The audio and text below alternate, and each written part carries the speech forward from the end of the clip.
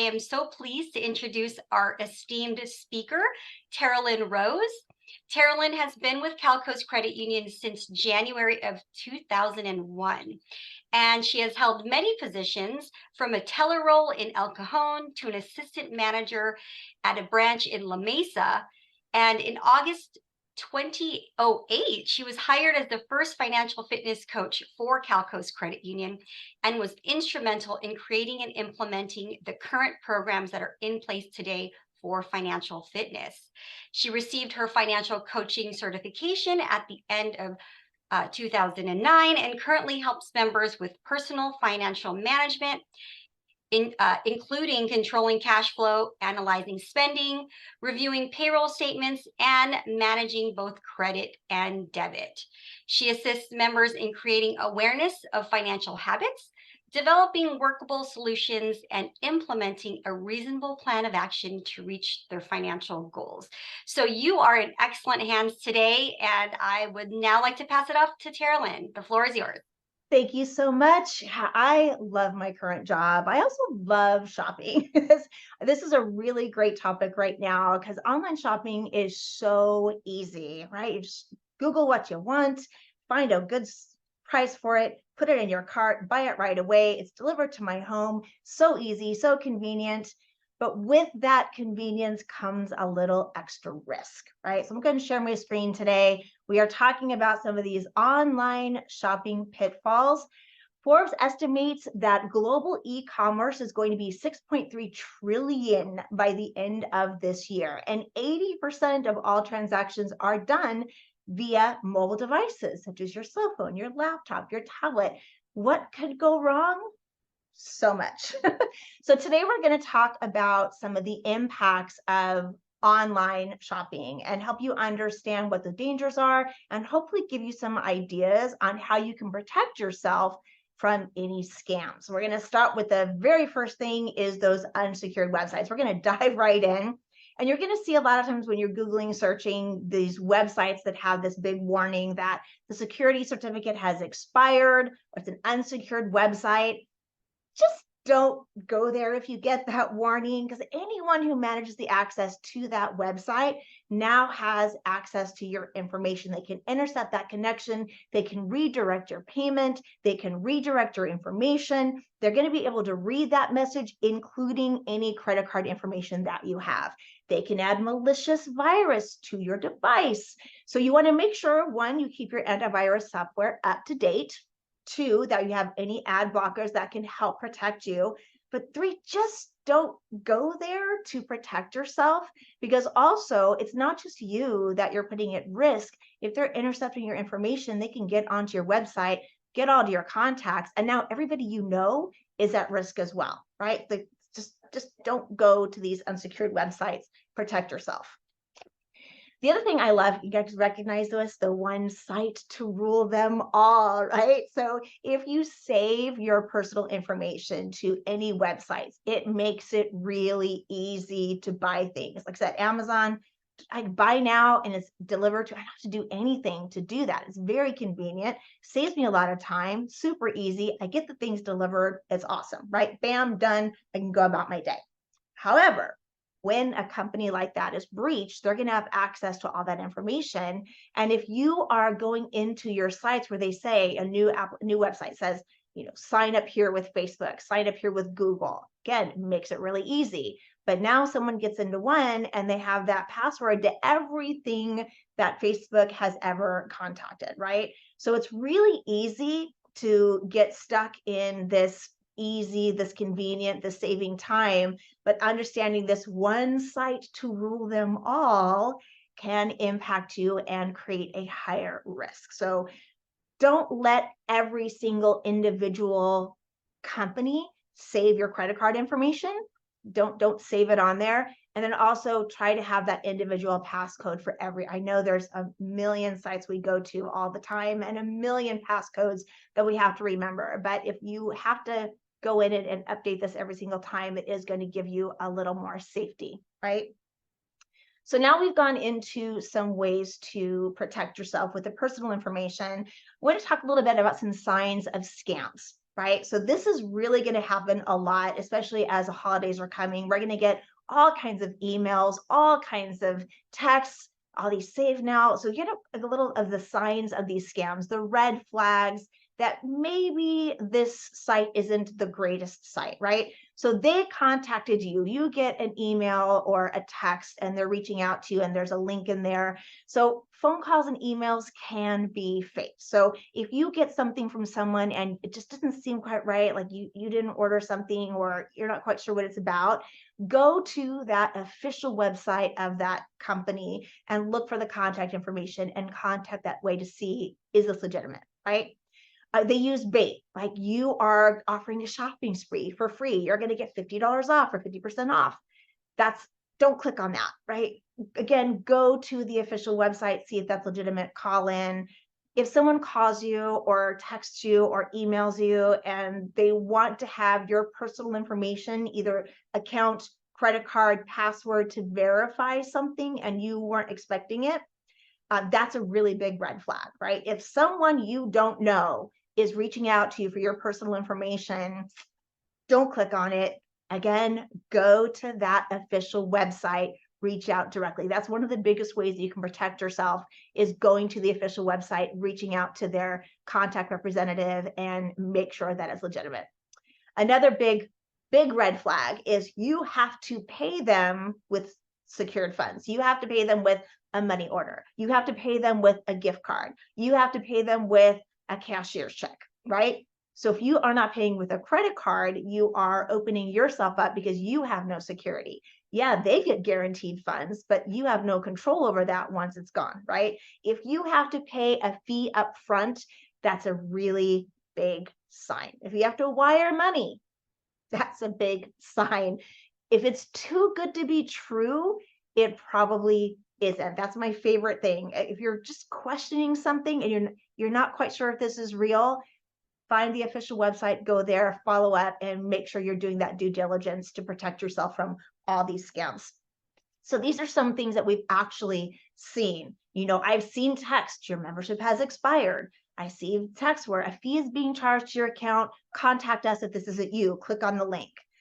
Oh, I have another one that I saw, that there was a problem with your shipment. Reach out to us. Right? Well, I haven't ordered anything recently. What's being delivered? Let me find out what that is. And you click on that link. You have these people requesting to pay via wire transfer or a money order or a gift card. I've overpaid you. Just send the money back in a cashier's check. The once in a lifetime discounts. There's fake coupons that are out there. You get the package delivery confirmation. Again, I didn't order anything. What's this? When in doubt, don't click. Ask yourself the questions. Am I expecting this? Do I know who this is? Do I know, have I ordered this? Like, there's that red flag that I'm not quite comfortable with this. And some other things you can look at too is when you're going to the official website and you're still not sure it's real, look for grammatical errors. If you see some things that are misspelled, if you go look for some contact us information and there's no phone number and no email address on there, no way to contact the company, that's kind of a red flag too. Kind of makes me suspicious on that one. Don't click, don't go there, find another way of doing that. So now a little interaction. I think this is kind of fun, a little challenge for you guys. So which of these are scams? We're going to go through each of these, and in the chat, go ahead and write down which ones you think are scams. So A, bought a barbecue on sale. Payment was via credit card with a 2.99% fee or direct transfer, 5% discount. B, purchased 2 tickets for the Melbourne Comedy Festival from a guy on Facebook. Tickets were $300.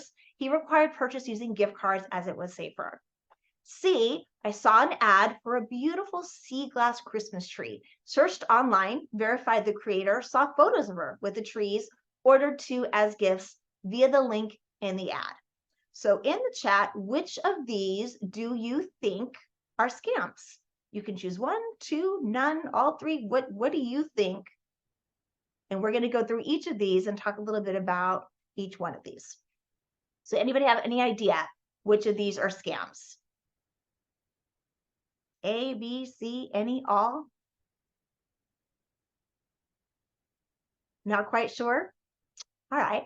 Well, we are going to go through this, each one, and kind of talk about the red flags. So actually, all of these are scams. These are all pulled from a website that all of these people have been involved in these scams.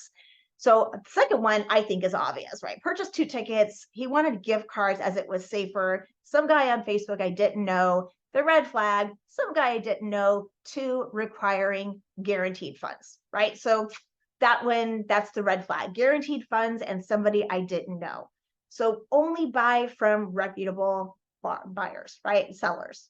Kind of look at how to avoid that. Always use a secure payment method, right? Credit card, PayPal. I want to make sure that I have some protection if there's any fraud in there, right?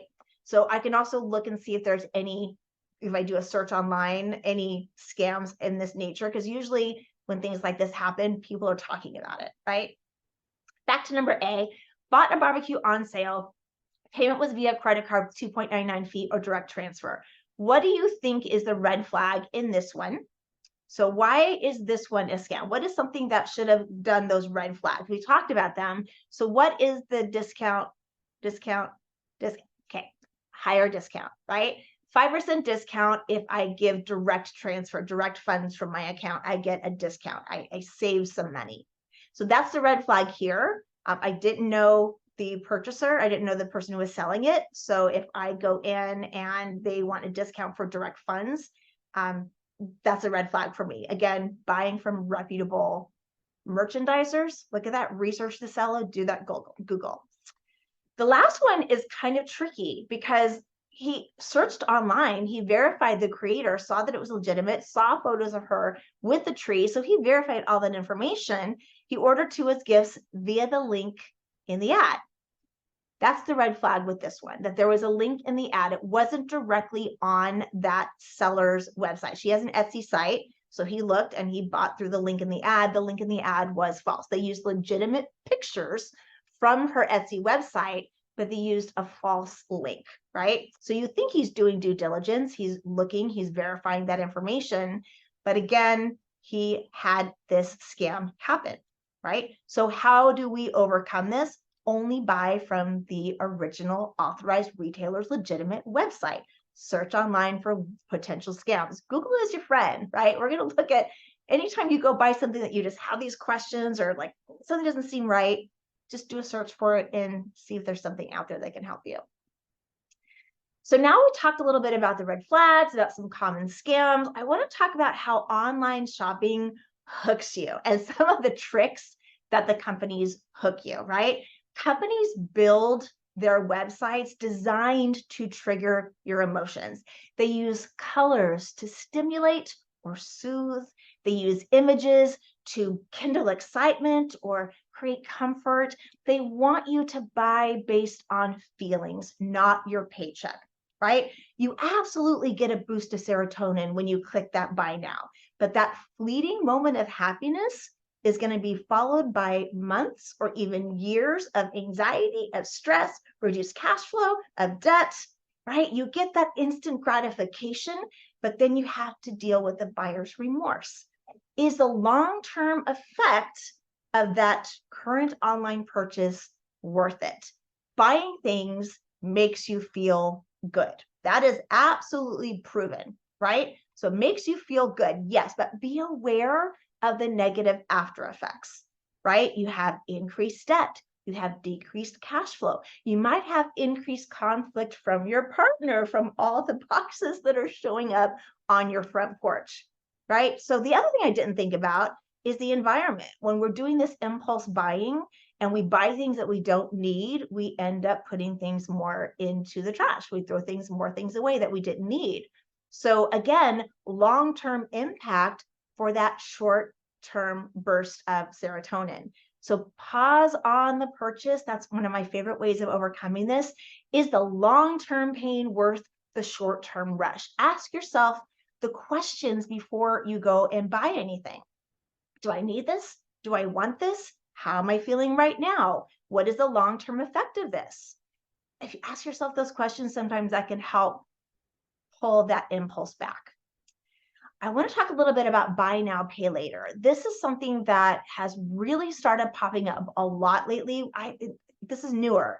And it's everywhere you go. You'll see it on Amazon, buy now, pay later in 6 payments. You'll see on PayPal, buy now, pay later in 12 months. So you have these where you're buying it now and you have 6 payments at 0% to pay it off, which is awesome. You don't have to pay any interest. And this is really helpful for people who maybe have no credit or low credit, because a lot of times these companies allow you to buy things without doing a hard credit check. They'll just do a soft check so it doesn't impact your credit score, right? And they're typically not reported to the credit bureaus. So a lot of shoppers like, oh, I'm not going to worry about this. It's not going to impact my credit long term. They become less cautious and they click, click, click, click, click. And next thing you know, they've got 5 buy now, pay laters. And maybe this bigger payment of all of these is $50 a month on 5 of them. That's $250 for the next 6 months that I have just reduced my cash flow. So next month, I've got $250 going towards repaying these buy now, pay laters, which means I don't have any money to buy gas. I don't have any money to buy food. So I'm going to use my credit card at 26.99%. And I'm doing that for 6 months. And my debt's accumulating at 26.99% because I can't pay it off because I got stuck in all these extra buy now, pay later things, right? So I want to be cautious of these buy now, pay laters. You're using your future money. You're reducing your future self. Your future self is going to yell at you when they start paying $250. The other thing is you might not be aware of the fees and you might even be paying interest on this. Like if you weren't able to pay it off in 6 months and now all that interest gets accumulated, or there's a fee to do this. So I really want you to look closely at the fine print before you sign up for them, because the newness of these programs means there's really not a lot of credit oversight, right? So we really want to make sure that you are looking at all your options before you're reducing that current cash flow, or the future cash flow, so that your future self doesn't yell at you. Don't get caught up in that, especially around the holidays, the layaway. Like I used to do that all the time. But again, my January, February, and March self is like, oh, I'm really struggling. How do I pay my bills? So just be really careful when you get caught up on those, okay? So I want to talk about sales. We are coming up on Black Friday. You're going to get all these ads, all these wonderful deals, 60% off, 50% off, buy now. It's great deals. So in the chat, if you guys can, what's the best deal that you have ever gotten using Black Friday or any sale that you've got?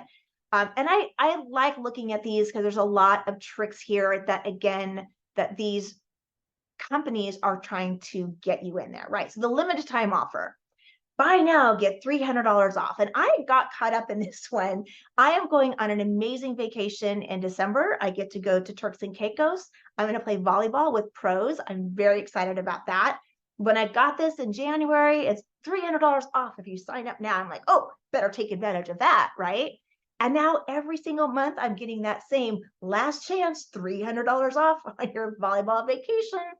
So I could have kept that money in my savings account earning dividends, but I jumped on that limited time offer, right? It probably will happen again, especially if you go in and indicate interest and then go away from it and come back, and they're typically going to offer you that same deal over and over and over and over again. So those limited time offers typically aren't limited time offers. Like we'd much rather you save the money to pay for it than get caught up in those limited time offers. So the other thing that leads to is the grace period, right? So that $1,300 computer, you can get $300 off if you buy it now, and it'll be 0% for 6 months, grace period. Most of us don't pay it off in that grace period. And then the 26.99% interest gets added. And now you can't pay that full amount. You're paying the minimum payment. And that $1,000 that you're paying 18% over the next 7 years is actually going to cost you $800 in interest. So that $300 savings is costing you $800 in interest. This is how the companies get you. You get the 30% off for buying it now, 0% for 6 months. We never pay it off in 6 months. Now we pay the interest and it takes us forever, and we pay more because we try to take advantage of that sale. So if you can't pay it off right away, if you don't have the funds in your account to pay it off, try not to get caught up in those. Free shipping limits. Oh, this is a good one. If you spend another $20, you can save $5. You have to spend more to save a little bit less. So don't buy more than you have to if you don't need to, right? So that question, do I want it? Do I need it? Am I only buying this so I can take advantage of that? Is this $20 going to be worth $7 in savings? The new customer discounts, they get you signed up. And then again, we don't pay things off. The email follow-up, oh, Amazon's good on this one. Temu, have you ever shopped on Temu? We've saved your shopping cart for you. You get this reminder the next day. And so we have this notification that, oh, I totally forgot. With buy now, pay later, don't do it, abandoned e-cart email. This is how they get you back. I'm like, oh, click on that one, buy it now. You'll get $2 off if you do it now, right? So that's a really kind of little trick with Amazon. You put it in your cart, leave, come back the next day, the price is reduced by $2 because they want you to come back and buy it. That's that little rush. Oh, I get a savings, right? It's a sale. And we get stuck buying that when we didn't really need it. So I love the waiting, the asking the questions. Do I need this? Do I want this? Doing the waiting and asking myself those questions, right? So these tactics that they have for getting us to buy things leads to the next one, which is overspending. So there was a study done at MIT in which random participants were said, we've got these sold out tickets. You can buy them. You can either use a credit card or you can use cash. The people with a credit card paid on average more than twice what the people with cash did. And that's very common. We actually call it layer caking because that cold, hard plastic puts a layer between you and that cold, hard cash. Plastic, cash. The plastic doesn't feel as real. So it doesn't seem like I'm really spending that $100 when I'm using plastic. I'll worry about it later, right? So it's really interesting, that layer caking technique, when I go and I'm spending money and I'm buying drinks for everybody because I have that plastic, it's not real, right? So I love the give yourself time thing, the pause before I purchase. Put it in my save for later. I do this with Amazon all the time. And I have a very long list in my save for later that I don't go back and buy because it really was an impulse at the time. Like, oh, that looks really cute. It's a sale. Put it in there. I'm going to wait, come back to this 24 hours. I really don't need this, right? Do I want this? Do I need this? This is going to help me reach my goals. It's not, why am I doing it? What am I feeling? What can I do differently? Create barriers. We want to create friction that make it harder for you, because the whole goal of online companies is to reduce the friction, to make it easier for you to buy things. Because if you just go buy now and you have it, it's a lot easier for them to get that sale to you. Whereas if you wait that 24 hours, if you remove that saved card information, if I have to get up to go to the other room to get my credit card, I'm lazy. When I get home, I don't want to go. So I might just, I'll do it later and not buy it, right? Turn off that one-click buying. Don't have credit card information saved. Make it harder for you. Create those barriers to that easy purchase, right? Creating a splurge fund. One of my favorite things that we do in financial fitness is we have money that we set aside every paycheck so that I have the funds when I want to buy those tickets to the concert that are on sale. I have the funds when there's a sale on my volleyball shoes. They're usually $150. I get for $100 if I buy it now. I'm putting money aside every paycheck into a fund for that so that I have it ready to go. I'm not relying on the buy now, pay later. I'm not relying on credit cards to pay for things when I get these deals, and I can get it and not have that long-term despair when I get the debt payment later. The other thing is, don't shop online if you're in a bad mood. They found that when you're in a bad mood, it reduces your cognitive ability and increases impulsiveness, right? So even any emotions, don't browse when you're bored. Don't, oh, I'm feeling really good. I'm just going up and down every aisle. I just got my paycheck. I'm feeling really good. And everything's going in my cart. And oh, these earrings are so cute. And no, I love this black leather jacket. Emotions can drive purchases, right? So don't shop when you're feeling overly something. And again, give yourself those questions. I ask those questions all the time. Do I want this? Do I need this? What's the worst thing that's going to happen if I don't buy this right now? Are there less expensive alternatives? Do I already own something similar? Am I actually using it? What would I have to give up in my future self, in my future life? What do I have to give up to do this now, right? If it's going to be hard on your future self, try not to do it. Now, I want to take a look at the fine print because this is something that if you are not buying from a company that you know, some other things that you can do to help protect yourself. Look at the fine print on all of your purchases, right? Look at the shipping costs, look at the return policy if you're not sure. Again, most legitimate companies are going to have a contact us, reach out to the customer service, ask them about the return policies. Look at the Better Business Bureau to see if there are any complaints about that company. So that's another way you can protect yourself. And also, anytime you buy anything online, look at the fine print, even on things that you might use all the time, like Amazon. I just found out that they have a new policy on their returns. So during the pandemic, everything was free to return, but now they're looking at this excess cost and they're looking at ways to reduce that by the end of the year. And now, if you are not returning to the closest for free area, they're going to charge you $1 for that return. That's a lot. I mean, it doesn't matter a lot, but if you do Amazon a lot, that can add up every single year. So look at the fine print every time you go buy something, every single time. The other way you can protect yourself is reading the reviews. Now, I want to look at a lot of different things in here, right? So if I'm looking at, I want to have you guys have any stories of when you bought something online, but you didn't read the reviews, didn't read the fine print, and you got something that wasn't quite what you thought it was. I have one. So I was looking on Amazon and I wanted to get this template for a stained glass rose that I could spray onto around the top of my room, around the border. And so I thought, oh, this really beautiful stained glass rose template. And it was so pretty out of all the ones I'd seen. And so I ordered it and, you know, it's going to go across the top of the border. And I got it. And it was this little bitty little template here that was like literally an inch across. I'm like, that was on me. I didn't read the dimensions. I didn't read the credit reports and see, oh, this was a lot smaller than I thought it was, right?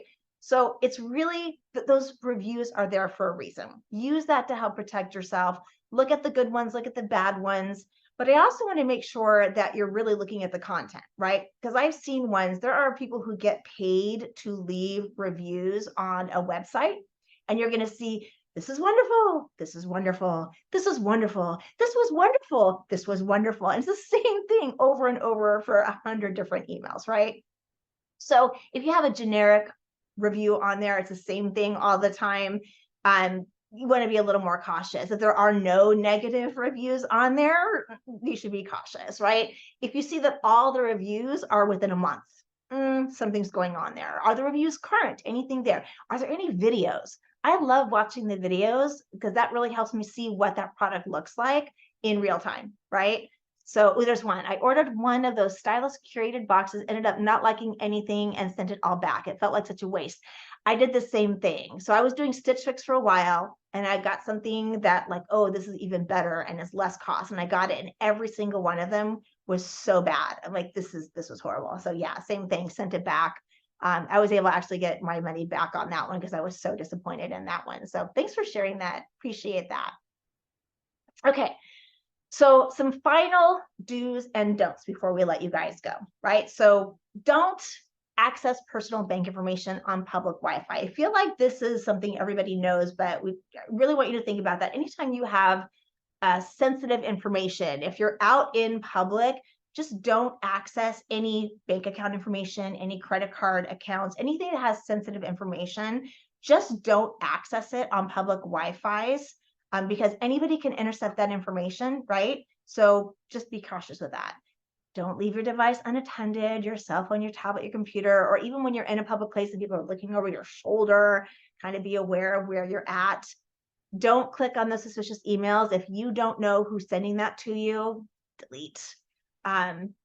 Do connect to secured public web networks. So this is really helpful. Even if you're using unsecured networks, there are some that if you're required to put in a login or a passcode, that can help you. But again, I just be really cautious with those public networks. The automatic connectivity, I want to touch on this because this is something I really didn't think about again until I was doing research on this one, because I have my automatic connectivity on all the time. I have my Bluetooth on the time because I listen to music all the time. But I have this Bluetooth and I'm walking around in the world and anybody can intercept that. And hackers are going to look for that open Bluetooth signal and they can get access to my devices, right? And especially if I'm out shopping in a different country or I'm in a different city, you want to turn off any of those automated connectivity unless you're in a in a secured area, the secured location. Just keep your devices locked down when you leave your home or office. I think that's really important to be aware of. Now, if you have been scammed, so I want to talk about all the online issues that do happen, and you've gone through all the red flags and you still end up getting scammed, because I've done that too. I do this for a living and I have still been scammed. We have these steps that you can take. I also have a really awesome handout taking charge what to do if your identity is stolen. So email me if you have any questions or want to go through. This is a really awesome step-by-step guide of what to do, who to contact. I mean, it's really thorough. I really love this handout. So happy to share that with you guys. If you want help with your debt, want help with any of those other things, just reach out to us. So back to this. Okay, so that's it. Got you done in 30 minutes. You have some tools to handle online shopping for the holidays, know the red flags, how those companies hook you, how you can protect yourself from that, some things to think about while you're going through. There are some extra, let me go this direction. Enrich is a wonderful financial wellness program that we offer online. It's open to anybody. If you go to this website, click on that QR link, it's going to take you, you create a personal money personality profile, and it's going to give you targeted information that is going to help you create your own any financial topic you can think of, including online shopping and including ID theft. We also do a lot of these webinars and workshops, and we do record them, and they do go on our YouTube page. So you'll be able to access this later if you want to. And if you want to have a personal one-on-one appointment or want to get this PowerPoint with all the notes, just email me. Happy to share that with you guys. And are there any questions? I think I missed some questions as we were going because I was just talking. All right. Thanks, Teralyn. Let me take a peek. It looks like you did address the question that came to the chat, and thanks again for joining us. Have a wonderful day.